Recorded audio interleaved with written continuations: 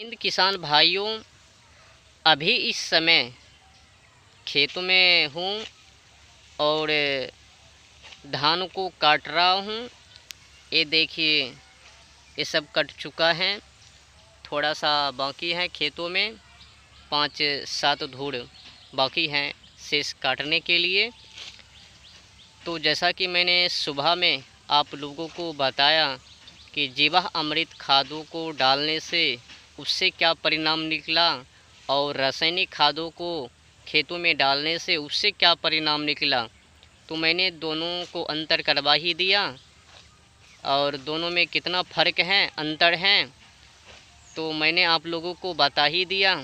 ये जो अभी मैं खेती कर रहा हूँ स्वदेशी खाद के द्वारा, जैसा कि मैंने आप लोगों को पिछले वीडियो में बताया कि वे लोग जो बगल के लोग हैं, बगल में जो हमारे खेतों के बगल में जो लोग खेती कर रहे हैं किसान भाई, वो अपने खेतों में भरपूर मात्रा में रासायनिक खाद को डालते हैं अज्ञानतापूर्वक, और वो समझते हैं कि मैं अधिक से अधिक अनाज को उपजाऊंगा।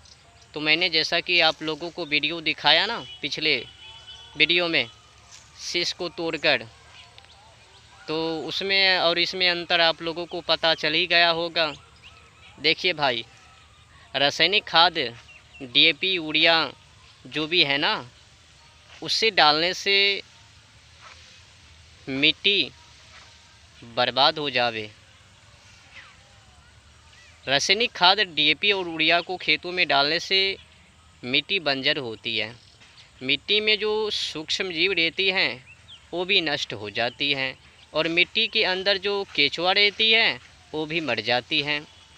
ये जो यूरिया खाद है ना, अगर आप लोगों को यकीन नहीं है तो केचुआ को पकड़िए और उस पर डालिए।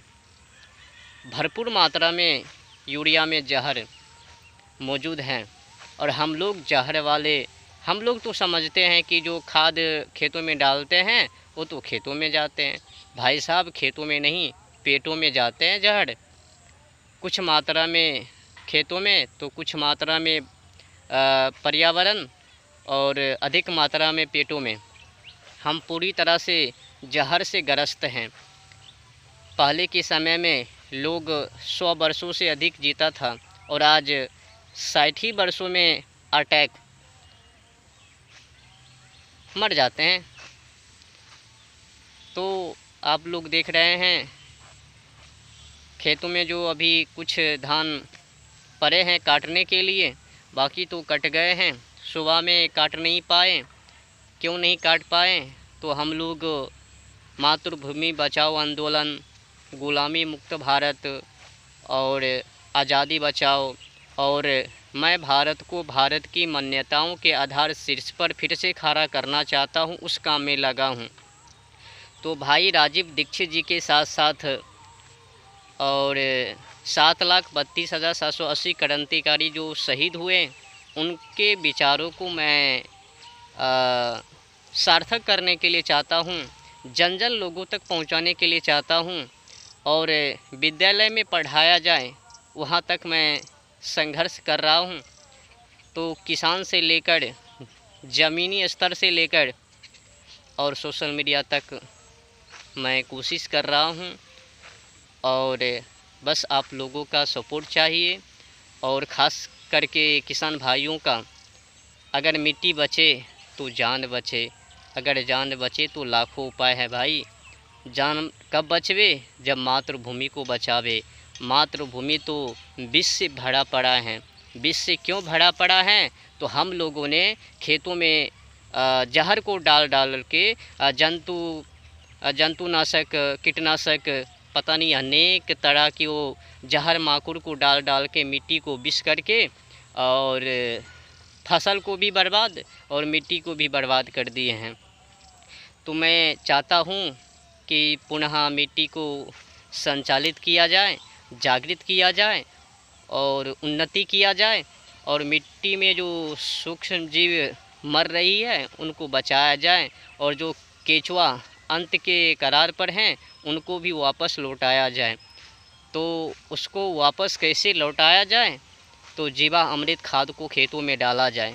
भाई साहब आप लोगों को भ्रमित नहीं होना चाहिए। अच्छी फसल होती है जीवामृत खादों से। सुबह में मैंने आप लोगों को दिखाया ना वीडियो में, 25-30 दाने का अंतर है, उसमें कम ही था। और रासायनिक खाद का काम नहीं है उपज को बढ़ाना या पौधों को वृद्धि करना।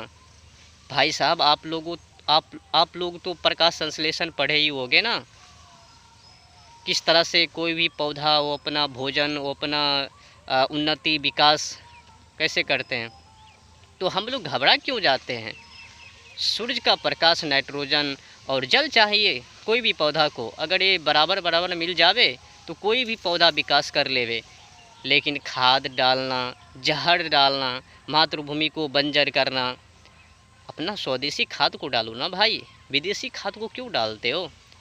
और डालते हो पर मातृभूमि को बंजर क्यों करते हो, मातृभूमि के साथ खिलवाड़ क्यों करते हो।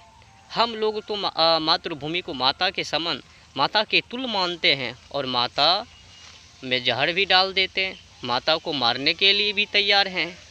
जो अपनी माँ है ना, अगर नाराज़ हो जावे तो उनके बिना कुछ देर के लिए हम कुछ पल के लिए जी सकते हैं।